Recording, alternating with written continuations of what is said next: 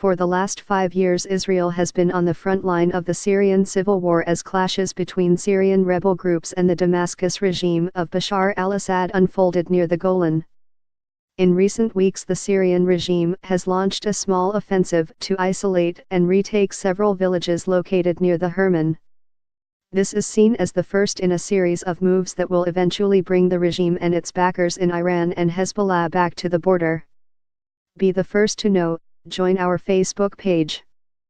Function D S ID var JS FJS equal D get elements batag name S 0 if D get element bead ID return JS equal D creatilement S JS.ID equal ID JSSRC equal / connect facebook.net /n_us /all JS number XFBML equal 1 and app ID equal 1634148068997 FJS parent node insert before JS FJS document script Facebook JS SDK. This raises concerns for Israel, which faces a number of major challenges. 1.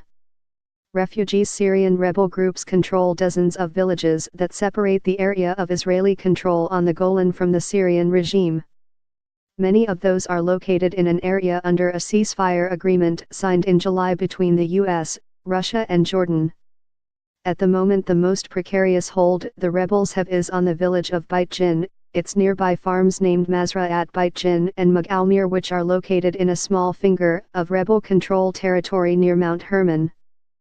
These villages are surrounded on 3 sides by the regime and its allies. If they fall, which is expected to happen soon, there is the possibility that some of the wounded and civilians from the villages may seek shelter in Israel. IDF soldiers in the Golan Heights transfer injured Syrians from Syria into Israel for medical treatment on April 6, 2017, IDF spokesperson's unit. This is because Israel has treated thousands of Syrians over the past years.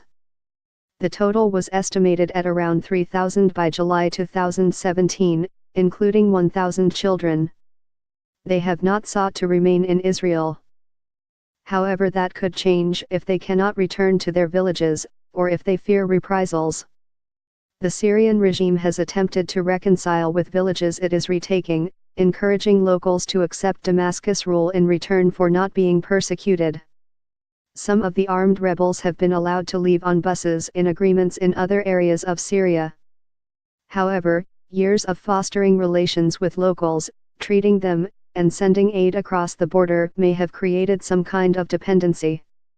When the day comes that the villages fall to the regime, Israel will have to monitor what happens closely and craft a policy for potential refugees seeking shelter too.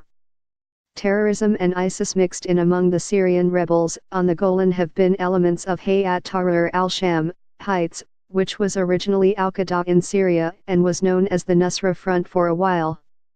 This extremist organization could pose a threat to Israel if it felt that pressure on it by the regime might be lessened by trying to get Israel involved in the conflict. The problem is that Heights operates within clear boundaries and is not part of the ceasefire agreement on the Golan. As such, it can carry out operations, such as the bombing against Druze in the village of Qadr, which is controlled by the regime.